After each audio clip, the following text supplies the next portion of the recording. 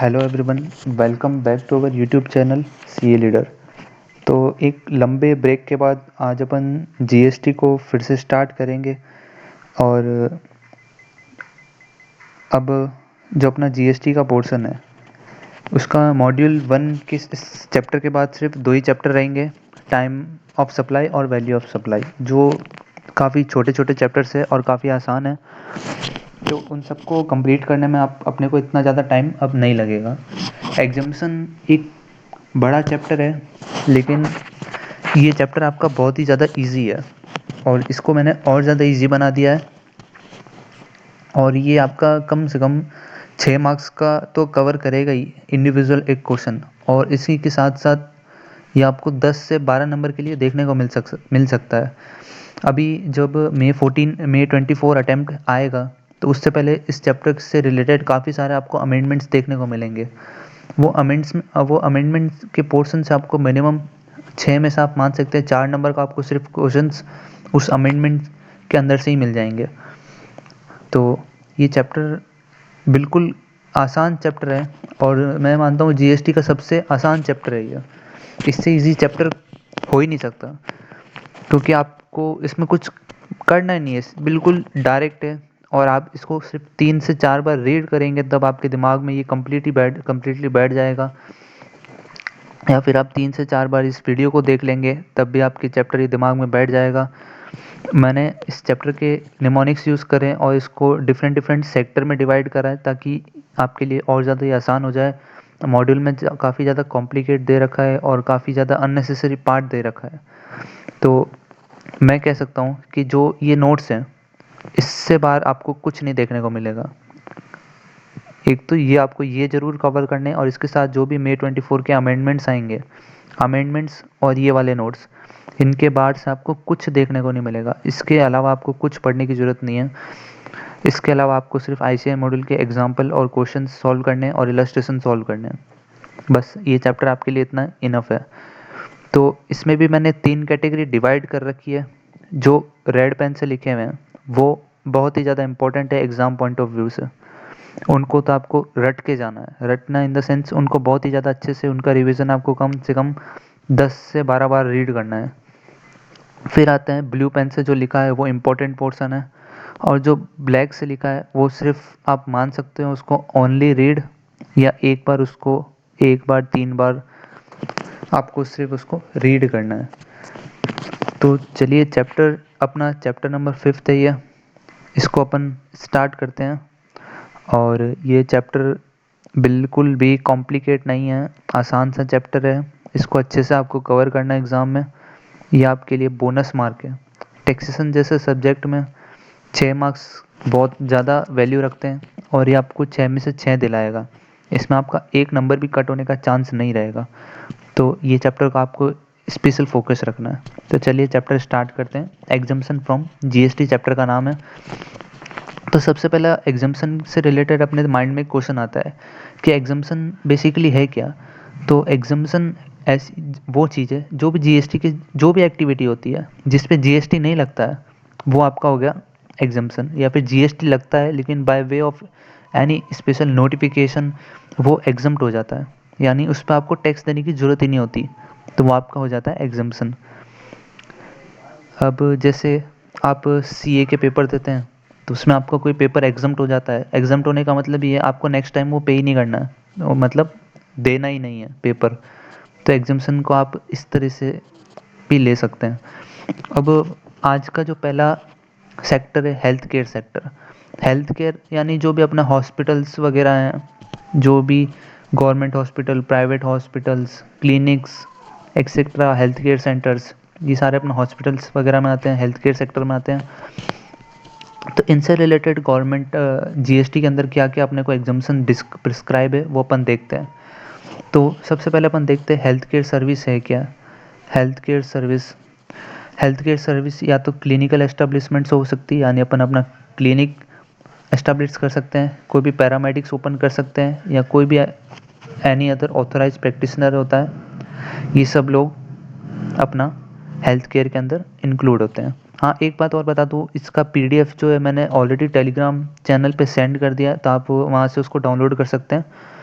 Telegram channel की link मैं description में डाल दूंगा, आप वहाँ से भी उसको देख सकते हैं। अब सेकंड है एम्बुलेंस सर्विस बाय अदर। जो भी एम्बुलेंस की सर्विस होती है वो अपनी एग्जम्प्ट हो जाएगी हेल्थ केयर सेक्टर हेड के अंदर। अब थर्ड एग्जाम्पशन, ये जो रेड पेन वाली है सारी इंपॉर्टेंट्स है, इनको आपको अच्छे से करना है। थर्ड देखते हैं, room charge exceeding 5,000 are exempt. जो भी अपन रूम रेंट पे लेते हैं, जिनका रेंट 5,000 से ज़्यादा का होता है, वो सारी अपनी एग्जम्प्ट हो जाएगी। रूम्स अपने अदर देन आईसीयू रूम्स होंगे। आईसीयू रूम्स तो पूरे ही एग्जम्प्ट हैं क्योंकि उनका रेंट ज़्यादा ही होता है। लेकिन जो आपने नॉर्मल रूम ले रखे हैं और जिनका चार्ज 5,000 से ज़्यादा है, तो वो आपको उन पे आपको जीएसटी देने की ज़रूरत नहीं है।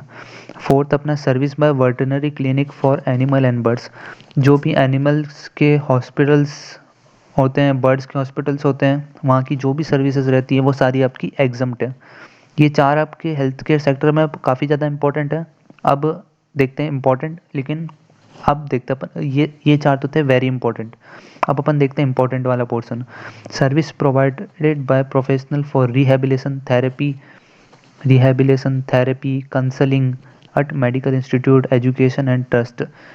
ये सारे इंस्टीट्यूट्स और इससे रिलेटेड कुछ भी आपको सर्विस मिलती हैं तो उस पर जीएसटी नहीं लगेगा। थेरेपी जैसे आप देखते हैं कैंसर की कीमियोथेरेपी होती है, रेडिएशन थेरेपी होती है, तो ये सारी थेरेपीज़ वगैरह ये सारे आपकी एग्जम्प्ट है, इन पे कोई जीएसटी नहीं लगता है। क्योंकि इंसान बेचारा पहले से ही परेशान है और उसके ऊपर अगर अपन और जीएसटी चार्ज करेंगे उससे, तो वो बर्डन में आ जाएगा, इसलिए गवर्नमेंट ने इनको एग्जम्प्ट कर रखा है। अब हेल्थ केयर सर्विस का एक्चुअल मीनिंग क्या है, तो कौन कौन सी सर्विसेज हैं जो हेल्थ केयर सेक्टर के अंदर एग्जम्प्ट है, तो इसकी निमोनिक आपको याद रखनी है, D T C eye pad. तो डी से अपना हो गया डायग्नोस, टी से अपना ट्रीटमेंट, सी से अपना क्योर। ये डायग्नोस, ट्रीटमेंट, क्योर फॉर यानी किसके लिए, ये तीनों सर्विस अपन किसके लिए देते हैं, फॉर आई पैड यानी इनलेस के लिए, इंजरी के लिए, प्रेगनेंसी के लिए, एबनॉर्मिटी के लिए और डिफॉर्मिटी के लिए, in any recognise system of India. तो ये सारी सर्विसेज डायग्नोस की, ट्रीटमेंट की, क्योर की, किसके लिए, इनलेस के लिए, इंजरी के लिए, प्रेगनेंसी के लिए, अबनॉर्मिटी के लिए और डिफॉर्मिटी के लिए। तो ये सारी अपनी service health care service exempt है अपनी जीएसटी से। अब इसके एग्जाम्पल आपको एमसीक्यू में बहुत ज़्यादा टारगेट होते हैं। ये मैंने भी काफ़ी नोटिस किया है, एमटीपी आरटीपी में भी बहुत सारे ये एग्जाम्पल्स टारगेट होते हैं। तो एग्जाम्पल्स को याद करने की निमोनिक आप मैंने बनाई आपके लिए। आयुष्मान, आयुष्मान हो गया, ए से एलोपैथी, आयुर्वेद, वाई से आयुष्मान, ये यू है, इसको वाई की जगह यू कर देना। ये थोड़ा सा ऊपर नीचे हो गया, यूनानी सिद्धांत, फिर होम्योपैथी ऊपर नीचे लिख दिया, बाकी ये सही है, आप देख लेना, आप उसको सही कर देना। आयुष्मान जिसमें अपना एच एम और ए से कुछ नहीं है, बाकी सारा आप देख सकते हैं, यूनानी सिद्धा, होम्योपैथी, न्यूरोपैथी। ये जो उल्टा ऊपर नीचे हो गया थोड़ा, आप इसको सही कर देना सही मैनर में। ये सारे एग्जाम्पल है। Include by of patient to firm और क्लिनिक एस्टेब्लिशमेंट, इसमें जो एक्सक्लूड रहेगी सर्विस वो अपनी हेयर ट्रांसप्लांट की रहेगी, कॉस्मेटिक की रहेगी और प्लास्टिक सर्जरी की रहेगी। क्योंकि हेयर ट्रांसप्लांट और कॉस्मेटिक प्लास्टिक सर्जरी ये एक लग्जरी, इन सबको अपन लग्जरी मान सकते हैं, नॉर्मल इंसान ये नहीं कराता है, तो ये ऐसे नेसेसरी नहीं है, तो लग्जरी ट्रीटमेंट है ये आप, तो इस पर जीएसटी गवर्नमेंट ने चार्ज ले भी करा है। अब कुछ इंपॉर्टेंट केसेस हैं, ये आप देख सकते हैं, रेड पेन से लिखा हुआ है यानी इंपॉर्टेंट है। तो इंपॉर्टेंट केसेस देख सकते हैं, जैसे भी अपन सीनियर डॉक्टर, कंसल्टेंट या टेक्नीशियन को अपन हायर करते हैं, तो उस पे उसको अपने को एग्जम्प्ट है, जीएसटी देने की कोई ज़रूरत नहीं है। हॉस्पिटल अगर कोई भी रिटेंशन मनी रखता है, यानी गवर्नमेंट हॉस्पिटल को कई बार हॉस्पिटल सिक्योरिटी लेता है, तो आपको सिक्योरिटी, रिटेंशन मनी, इन पे आपको एग्जम्प्ट है, जीएसटी देने का कोई ज़रूरत नहीं है। और जो भी अपना एडमिटेड पेशेंट है, यानी जो भी अपना पेशेंट भर्ती है, उसको अपन कोई भी खाना दे रहे हैं, उसके ऊपर कोई भी जीएसटी नहीं लगेगा। लेकिन अगर ये खाना अपन उसके साथ वाले को दे रहे हैं तो उस पर जीएसटी लगेगा। अब टैक्सेबल चीज़ें क्या क्या है हेल्थ केयर सेक्टर में देखते हैं। अपन कोई भी सप्लाई डॉक्टर या स्टाफ को करते हैं तो वो टैक्सेबल है। कोई भी अपन कैटर आउटसोर्स करते हैं हॉस्पिटल के हॉस्पिटल कहीं से भी कैटरिंग जो है आउटसोर्स करता है तो वो भी अपना टैक्सेबल है। तो अपना पहला सेक्टर ख़त्म होता है। तो आप देख सकते हैं इसमें जो रेड वाला पोर्शन वो बहुत ही ज़्यादा इम्पोर्टेंट, ब्लू वाला लेस इम्पोर्टेंट, और ब्लैक वाला मतलब ना के बराबर है, उसको नहीं पढ़ते तो भी चलता। अब अपना आता है एग्रीकल्चर सेक्टर। पहला सेक्टर अपना पूरा हो गया हेल्थ केयर सेक्टर, अब अपना है एग्रीकल्चर सेक्टर। एग्रीकल्चर सेक्टर में सबसे पहले अपन एग्रीकल्चर की डेफिनेशन देखते हैं। एग्रीकल्चर यानी food, fibre, fuel, raw material और इससे रिलेटेड सारे प्रोडक्ट्स। एग्रीकल्चर प्रोड्यूस क्या होता है, जो भी अपन ने एग्रीकल्चर के द्वारा प्रोड्यूस करा है, जिस पे अपन ने कोई भी प्रोसेसिंग नहीं करी है, और such processing is done usually done. या एग्रीकल्चर प्रोड्यूस होता है जिस पे अपन विदाउट फर्दर प्रोसेसिंग जो भी अपना अपने को मिलता है वो अपना एग्रीकल्चर प्रोड्यूस है। इसको आगे अपन डायग्राम के थ्रू भी देखेंगे तब आपको अच्छे से समझेगा। अब ये वाला जो बहुत ज़्यादा इंपॉर्टेंट, जो rearing of all life form animal except the rearing of horse, ये आपको बहुत ज़्यादा टारगेट होगा। एग्ज़ाम के जितने भी पेपर उठाओगे आपको ये एग्जामेशन हर एक दो अटेम्प्ट बाद आपको देखने को मिल ही जाती है। रियरिंग ऑफ यहाँ पे सिप लिख देगा, अभी रियरिंग ऑफ सिप लिखेगा तो अपना टैक्सेबल हो जाएगा। लेकिन अगर रियरिंग ऑफ हॉर्स है, सॉरी रियरिंग ऑफ हॉर्स लिखा है यानी वो टैक्सेबल है, ये एक्सेप्शन है इसका। अब यहाँ पे रियरिंग ऑफ सिप लिखा है, रियरिंग ऑफ काऊ लिखा है तो वो अपना एग्जम्प्ट है। अब एग्जाम्पशन देखते हैं। ये अपने agriculture produce directly relating to production of any agriculture produce include the cultivation, threshing and harvesting. Second supply to farm labour producing. Third अपना proceed carried out at agriculture form including tending, pruning, cutting, harvesting, drying, cleaning, trimming, ये सारी activity हो गई। फिर अपना renting और ल्यूजिंग of agro machinery और वैकेट land या एग्रो मशीनरी अगर अपन रेंट पे देते हैं तो उस पर अपना जीएसटी एग्जम्प्ट है। Loading unloading, packing, storage, warehouse of agriculture products, ये अपना एग्जम्प्ट है। एग्रीकल्चर एक्सटेंशन सर्विस, ये अपना एग्जम्प्ट है। और कोई भी सर्विस कमीशन एजेंट कोई भी सर्विस देता है एग्रीकल्चर प्रोड्यूस को परचेज या सेल करने के लिए तो वो भी अपना एग्जम्प्ट है। अब अपन एग्जैक्टली समझते हैं एग्रीकल्चर प्रोडक्ट और नॉन एग्रीकल्चर प्रोडक्ट होते हैं क्या है। टोमेटो है जो अपने को बिना किसी फर्दर प्रोसेसिंग के मिलता है, वो नेचुरली अपने को प्रोवाइड मिलता है, इस पर अपन कोई भी प्रोसेसिंग नहीं करते हैं तो टोमेटो अपना एग्रीकल्चर प्रोडक्ट हो गया। लेकिन टोमेटो पर अपन अगर फर्दर प्रोसेस करते हैं तो उससे अपना टोमेटो केचप बन जाता है, टोमेटो प्योर बन जाता है, तो ये अपना नॉन एग्रीकल्चर प्रोडक्ट हो जाएगा। इसी तरह आप देख सकते हैं शुगर कैन, पोटैटो से पोटैटो चिप्स, रॉ कॉटन से कॉटन बेल बन गई। काऊ काऊ काऊ रियरिंग ऑफ एनिमल, जैसे काऊ की रियरिंग हो गई, फिर उससे एग्रीकल्चर प्रोडक्ट जो काऊ का डंक हो गया वो एग्रीकल्चर प्रोडक्ट है। लेकिन अगर मिल्क है, डायरेक्ट मिल्क है तो वो एग्रीकल्चर प्रोडक्ट है। लेकिन अगर मिल्क को अपन पेस्चराइजेशन करते हैं यानी जो अमूल की जो थैली वगैरह आती है वो अपना प्रोसेस, तो ये अपना जो पेस्चराइज मिल्क होता है वो अपना नॉन एग्रीकल्चर प्रोडक्ट होता है। सिमिलरली वीट का एग्जांपल भी ले सकते हैं आप। तो इससे आप इस डायग्राम के थ्रू आप देख सकते हैं एग्रीकल्चर प्रोडक्ट और नॉन एग्रीकल्चर प्रोडक्ट का डिफरेंस। नेक्स्ट अपना exemption on intermediate production process. जो भी अपना इंटरमीडिएट प्रोडक्शन होता है, प्रोसेस होता है, उस पर अपना जीएसटी एग्जम्प्ट है। Service by of pre conditioning, pre cooling, ripening, waxing, retail packaging, labelling of fruit and vegetable, ये सारी सर्विसेज अपनी एग्जम्प्ट है। Service of loading unloading, warehousing, packaging, storage of rice की loading unloading of warehousing में वो भी exempt है। Warehousing of minor forest produce, ये अपना एग्जम्प्ट है। Service by way of storage of warehouses, अब जो भी स्टोरेज और वेयर हाउस है की सर्विस है किससे, केएल से रिलेटेड, फ्रूट से, वेजिटेबल और पल्सेस से रिलेटेड, ये एग्जम्प्ट है। ये चार नाम आपको याद रखने हैं। इनके अलावा अगर कोई होता है तो वो आपका टैक्सेबल हो जाएगा। ये चार ही एग्जम्प्ट है, इसके अलावा एग्जम्प्ट है। Service by way of artificial insemination of live stock, जो अपना आर्टिफिशियल इंसेमिनेशन होता है लाइव स्टॉक का, जो हॉर्स वगैरह के जो स्पम्स वगैरह होते हैं वो ट्रांसफ़र करते हैं, वो सारी सर्विस आपको, जो आर्टिफिशियल स्पम्स होते हैं वो, तो ये आपकी ये वाली सर्विस आपकी एग्जम्प्ट हो गई है। फ्यूमिगेशन ऑफ वेयर हाउस का फ्यूमिगेशन भी अपना एग्जम्प्ट है। तो अपना एग्रीकल्चर सेक्टर भी कंप्लीट होता है। नेक्स्ट अपना है चैरिटेबल एंड रिलीजियस सेक्टर। अब चैरिटेबल सेक्टर देखते हैं। Service by of religion, spirituality and yoga, ये सारी अपनी चैरिटेबल और रिलीजन का अपन डिस्कस कर रहे हैं।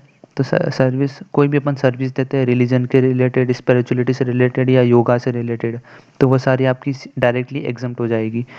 अब इन सारी चीज़ों का अगर अपन कोर एंड कंसल्टिंग करते हैं, terminally ill person with physical और mental disability, affected with HIV AIDS और ड्रग्स एंड नारकोटिक्स के एडिक्टेड पर्सनस को, या तो पर्सन जो टर्मिनली इल है यानी बहुत ज़्यादा बीमार है, जिसका फिजिकल और मेंटल एबिलिटी सही नहीं है, जो HIV या एड्स से अफेक्टेड है, और जो ड्रग्स एडिक्शन है यानी नशेड़ी है, उन सब की कोर एंड कंसलिंग पे अपने को कोई भी GST चार्ज नहीं होगा।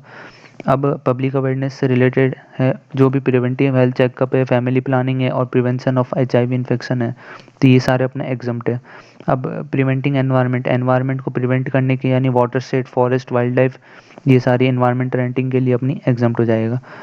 अब अपना नेक्स्ट है अपना रिलीजियस सेक्टर।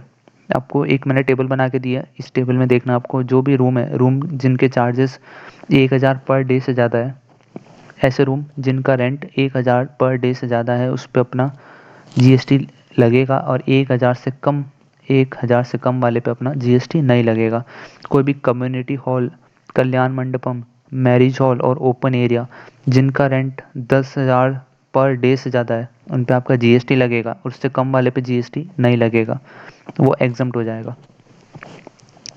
ऐसी शॉप, स्पेस या बिजनेस या कॉमर्स रिलेटेड जिसका रेंट, यानी आप नॉर्मली इसमें शॉप, दुकान वगैरह, कॉम्प्लेक्स वगैरह उनका ले सकते हैं, जिनका रेंट 10,000 पर मंथ से ज़्यादा है, उन पे आपको GST देना पड़ेगा। 10,000 से कम पे आपको GST पे करने की ज़रूरत नहीं है। अब लेकिन कोई भी, नेक्स्ट देखते हैं, कोई भी कैलाश मानसरोवर, हज, केदारनाथ यात्रा, ऐसी जो भी रिलीजियस या स्पिरिचुअल होती है टूर्स, वो सारी आपकी GST से एग्जम्प्ट है। होटल का रूम टैक्सेबल है, होटल रूम टैक्सेबल, होटल का रूम है तो टैक्सेबल है, लेकिन आप नॉर्मल रूम रहते हैं कुछ जिसका रेंट 1,000 से कम होता है, उस पर GST नहीं लगता है, लेकिन होटल में आप रूम रेंट लेते हैं तो आपका टैक्सेबल है, उस पर आपका वो 1 रुपये का भी रेंट है तो वो पूरा के पूरा आपका टैक्सेबल होगा। नेक्स्ट अपन देखते हैं लीगल सेक्टर। कोई भी सर्विस आर्बिनल ट्रिब्यूनल देता है, किसको देता है? नॉन बिजनेस एंटिटी को, तो वो आपका एग्जम्प्ट है। वो सेंट्रल गवर्नमेंट, स्टेट या लोकल अथॉरिटी को देता है तो भी एग्जम्प्ट है। अगर बिजनेस एंटिटी है, बिजनेस एंटिटी अगर लाइबल टू टेक रजिस्ट्रेशन है, यानी ऐसी बिजनेस एंटिटी जिसको रजिस्ट्रेशन लेने के लिए वो लाइबल है, उसके लिए लीगल सेक्टर आर्बिनल ट्रिब्यूनल की सर्विस टैक्सेबल है। और ऐसे बिजनेस जो रजिस्ट्रेशन लेने के लिए लाइबल नहीं है, उनके लिए एग्जम्प्ट है, यानी नॉन रजिस्टर्ड बिजनेस को GST देने की जरूरत नहीं आर्बिनल ट्रिब्यूनल की सर्विस को, और जो रजिस्टर्ड बिजनेस है उनको, उनके लिए ये टैक्सेबल है। तो तीन चीज़ें हैं ये आपकी लीगल सेक्टर में, ये लगभग 3 चीज़ें चलेगी, इसको आपको अच्छे से ध्यान में रखना है। सर्विस बाय इंडिविजुअल और फर्म ऑफ एडवोकेट, अगर नॉन बिजनेस एंटिटी को देते हैं तो वही अपना एग्जम्प्ट है। अपन किसी अनदर इंडिविजुअल एडवोकेट या फर्म ऑफ एडवोकेट को देते हैं तो अपना एग्जम्प्ट है। सेंट्रल, स्टेट या लोकल अथॉरिटी को देते हैं तो अपना एग्जम्प्ट है। अब business entity liable to register and not liable to register, not liable में अपना exempt same as above, and liable to register है यानी टैक्सेबल है। अब अपन ये थोड़ा सा देखिए ऊपर नीचे हो जाता है जब अपन PDF फ्रेम करते हैं, तो इसका आप जब अपन अपनी नोटबुक में नोट करेंगे तब आप अच्छे से करें इसको नोट, इसको सही कर लें। आप इसको हटा दीजिए, ये वाला पोर्शन आपका हटाना है, ये डबल बार प्रिंट हो गया। तो सबसे पहले अपन नॉन बिजनेस एंटिटी को देते हैं, तो अभी तक जो चलता आ रहा था सेम एग्जम्प्ट है। अब सेंट्रल, स्टेट या लोकल अथॉरिटी को देते हैं तो एग्जम्प्ट है। किसी अनदर इंडिविजुअल एजेंट या फर्म ऑफ एडवोकेट को देते हैं, जो भी, इसको आपको बाद में बता दूँ, पहले आप बिजनेस एंटिटी का देखिए, अगर वो लाइबल टू रजिस्ट्रेशन है तो आपका टैक्सेबल है, और नॉट लाइबल है तो अपना एग्जम्प्ट है। अब अनदर इंडिविजुअल और फर्म ऑफ, अब कोई भी, ये आपको याद रखना है ये चीज़, सीनियर एडवोकेट है, सीनियर एडवोकेट किसी भी इंडिविजुअल एडवोकेट या फर्म ऑफ एडवोकेट को सर्विस देता है, ठीक है, in excess of eligible threshold. जैसे आप एग्जांपल लीजिए, जो अपना पुणे का थ्रेशोल्ड है रजिस्ट्रेशन का, वो अपना 40 लाख है, और जो बिजनेस का टर्नओवर है वो 50 लाख है, तो in excess of threshold limit, तो थ्रेशोल्ड लिमिट तो अपनी 40 लाख है और अपना टर्नओवर हो रहा है 50, तो अगर अपन एक्सेस देखना चाहें तो एक्सेस अपना सिर्फ 10 लाख का है, तो आपको GST सिर्फ 10 लाख पे करना है, इसको आपको ऐसे समझना है। नेक्स्ट अपना पैसेंजर ट्रांसपोर्ट सेक्टर। सबसे पहले अपन बस का लेते हैं। बस अगर स्टेज कैरियर के लिए अगर एसी बस है तो अपना टैक्सेबल है, अगर नॉन एसी बस है तो वो एग्जम्प्ट हो जाएगा। लेकिन अगर अपन टिकट बुकिंग अगर ईसीओ से करते हैं, ईसीओ यानी ऑनलाइन बुक करते हैं, तो वो अपना टैक्सेबल है। अब कोई भी चीज़ आप ऐसे, ये सब आपको डेली लाइफ से कनेक्ट करना है। जैसे आप मूवी का टिकट बुक करते हैं, मूवी का टिकट अगर आप विंडो से लेते हैं तो आपका उस पर जीएसटी नहीं लगता है। लेकिन अब आप उसको ऑनलाइन बुक करेंगे किसी भी ईसीओ प्लेटफॉर्म से, जैसे आप पेटीएम से करते हैं, बुक माई शो से करते हैं, तो उसमें जीएसटी ऑलरेडी चार्ज होकर आपको पास टिकट आता है। तो ये चीज़ आप अपने डेली एग्जाम्पल से रिलेट करके देख सकते हैं। अब कोई ऐसे कॉन्ट्रैक्ट कैरियर के बेसिस पे है तो वो अगर एसी कैरियर्स बस है तो आपका टैक्सेबल हो जाएगा। नॉन एसी अगर टूरिज्म के लिए तो अपना टैक्सेबल है। टूरिज्म के अलावा कोई अदर पर्पस है तो आपका एग्जम्प्ट है। लेकिन सेम चीज़ अगर वो ईसीओ से बुक होता है तो आपका वो टैक्सेबल हो जाएगा। नेक्स्ट आपको देखना, meter cab, auto rickshaw, motor car, ये सारी एग्जम्प्ट है। लेकिन वही सेम चीज़ अगर ईसीओ से होता है तो टैक्सेबल है। और इनके अलावा मीटर कैब, ऑटो रिक्शा और मोटर कार के अलावा अगर कोई रेंटिंग होती है तो वो आपका टैक्सेबल हो गया। नेक्स्ट आपका railway, AC, first class and others है तो टैक्सेबल है। ये अदर नहीं है। अगर एसी बुकिंग है, first AC, second AC, third AC, reservation, तो आपका टैक्सेबल है। रेलवे अदर है यानी जो जनरल टिकट है वो आपका एग्जम्प्ट है। अब मोनोरेल और ट्रैम पे, ये आपकी एग्जम्प्ट है। मोनोरेल और ट्रैम पे आप देखते होंगे मूवीज़ वगैरह जो फॉरेन में, न्यूयॉर्क वगैरह में जो चलते हैं रोड पे, उनको अपन मोनोरेल या ट्रैम पे कहते हैं, तो वो अपनी एग्जम्प्ट होती है। नेक्स्ट अपना वाटर है, ये हटा दीजिए, फिर से डबल पॉइंट हो गया। आपको कॉपी में जब आप नोट करें इसको तो ढंग से करें। वाटर से रिलेटेड इनलैंड वाटर वेज है तो अपना एग्जम्प्ट है। अगर अपन वेसल के थ्रू ट्रांसपोर्टेशन करते हैं तो टूरिज्म के लिए तो टैक्सेबल है। लेकिन अदर पर्पज़ के लिए यानी ट्रांसपोर्टेशन ऑफ गुड्स के लिए तो अपना एग्जम्प्ट है। अगर नेक्स्ट अपना एयर से रिलेटेड, एयर का, एक मिनट स्क्रीन एडजस्ट कर लूँ थोड़ा।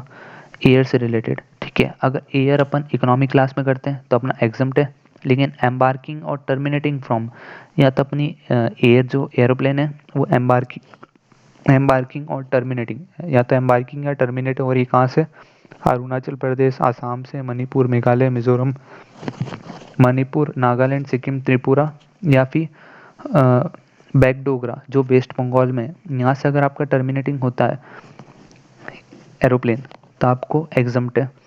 आप इसको नॉर्थ ईस्ट वाले एरिया से रिलेट करके सकते हैं। सारे इसमें नॉर्थ ईस्ट वाले एरिया कवर हो गए, बस एक वेस्ट बंगाल में बागडोगरा आपको याद रखना है, बाकी कुछ देखने की ज़रूरत नहीं है। इनके अलावा कुछ भी होता है तो अपना टैक्सेबल हो जाएगा। ये सारा अपना एग्जम्प्ट है, ये सारा अपना एग्जम्प्ट है, और ये अदर वाले टैक्सेबल है।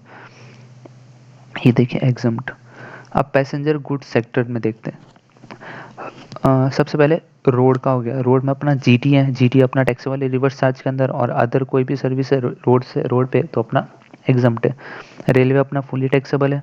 इनलैंड वाटरवेज अपना फुली एग्जम्प्ट है। पाइपलाइन के थ्रू अगर अपन कोई करते हैं तो टैक्सेबल है। जैसे अपन देखते हैं ना आजकल वो जो गैस सप्लाई होने लगी है वो अपनी पाइपलाइन के थ्रू होती है, तो वो जो पाइपलाइन वाली उस पर जीएसटी चार्ज होकर आता है, तो अब आप नॉर्मली रिलेट करके देख सकते हैं, ये टैक्सेबल है। अगर कोई भी एयर और वेसल से passenger goods sector passenger goods transfer होते हैं एयर या वेसल से आउटसाइड टू इंडिया, यानी फॉरेन से इंडिया आता है, अगर एयर से आता है तो एग्जम्प्ट है, वेसल से आता है तो टैक्सेबल है।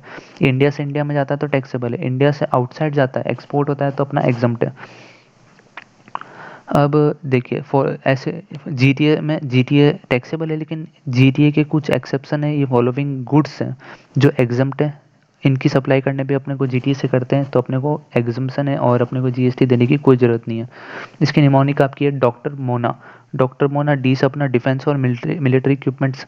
अब अपने गवर्नमेंट का ही काम है तो उसमें अपने को जीएसटी देने की कहाँ ज़रूरत है, ठीक है ना। ये सब सोशल नॉर्मली समझिए ना, डिफेंस और मिलिट्री इक्विपमेंट क्यों गवर्नमेंट उस पर क्यों जीएसटी चार्ज करेगा, वो अपनी समाज सेवा के लिए उस पर जीएसटी चार्ज करेगा, तो फिर क्या मतलब है। गवर्नमेंट खुद का पैसा खुद के पास ही देगी तो उसका देने का सेंस क्या निकलेगा, आप समझ सकते हैं इसको।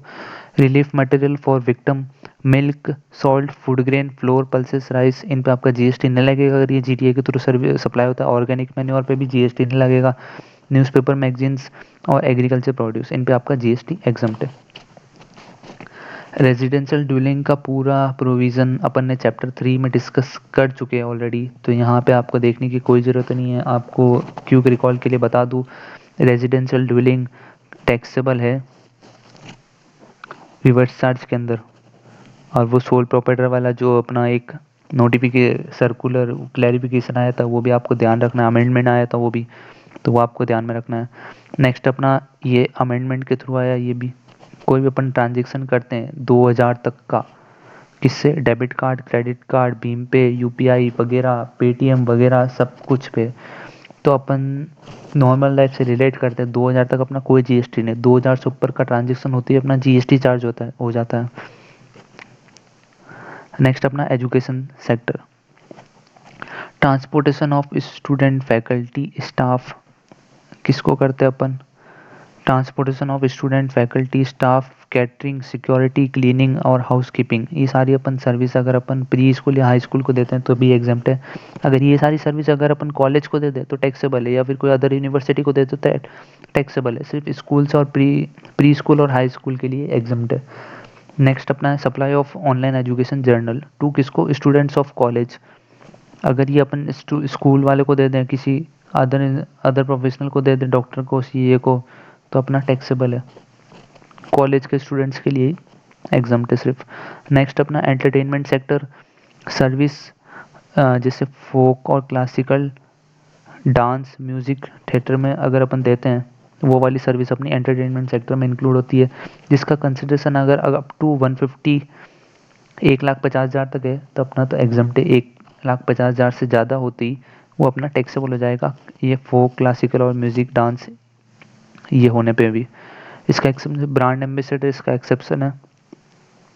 अब कोई भी एंटरटेनमेंट इवेंट है वो अगर 500 रुपये तक का ही है तो आपका एग्जाम्प्ट है, 500 से रुपये ज़्यादा होते ही वो अपना टैक्सेबल हो जाएगा। अब एंटरटेनमेंट इवेंट को आप इस तरह से समझ सकते हैं, जो भी सर्कस हो गया, मूवीज, क्रिकेट, ये नॉर्मल जो भी आपका एंटरटेनमेंट इवेंट्स होते हैं, ये मैजिक वगैरह, सर्कस, ये सब आपका एंटरटेनमेंट इवेंट है। इसका अगर कंसिडरेशन अगर 500 रुपये से ज़्यादा है तो आपका टैक्सेबल हो जाएगा, 500 से कम अप टू 500 आपका एग्जाम्प्ट है। जू, म्यूजियम और सेंचुरी वाइल्ड लाइफ, इनके लिए जीएसटी की कोई लिमिट नहीं है, ये पूरा आपका एग्जाम्प्ट है, इसकी कोई लिमिट नहीं है। आप 10,000 के भी जू में स्पेंड करेंगे, म्यूजियम में स्पेंड करेंगे, आपको जीएसटी देने की कोई ज़रूरत नहीं है, ये आपका एग्जाम्प्ट है। नेक्स्ट अपना जो टूर ऑपरेटर का ये अमेंडमेंट था, tour operator services perform partly in India and partly outside India, supplied by tour operator to foreign tourists to the extent of the value of the tour operator service which is performed outside the India। तो tour operator service में अपना वही amount exempt होगा जो अपन ने outside the India दिया है, यानी इंडिया के अंदर जो भी अपन ने खर्चे करें वो तो अपने हो जाएंगे टैक्सेबल, और आउटसाइड इंडिया करें वो अपना हो जाएगा एग्जम्प्ट। ये आपको अच्छे से देखना है। ये आपका May 23 का अमेंडमेंट है, और May 23 में इस पर एमसीक्यू भी बना था, इसी से रिलेटेड था वो, बस इंडिया में जो सप्लाई हुई वो आपका टैक्सेबल है, और ऐसा न्यूमेरिकल था कुछ। अब RWA आपको ध्यान रखना है, अगर ये इसका कंसिडरेशन अगर 7,500 से ज़्यादा हो जाता है तो आपका टैक्सेबल है, और इससे अगर कम है तो आपका एग्जम्प्ट है। इसके अलावा भी काफ़ी सारी एग्जाम्पशन मॉड्यूल में दे रखी है, लेकिन आपके एग्ज़ाम पॉइंट ऑफ व्यू से वो इम्पोर्टेंट नहीं है। एक चीज़ आपको और ध्यान रखनी है, जो भी अब आरबीआई, सेबी वगैरह जो भी सर्विस प्रोवाइड करता है वो आपकी सारी अब टैक्सेबल, पहले ये एग्जम्प्ट हुआ करती थी।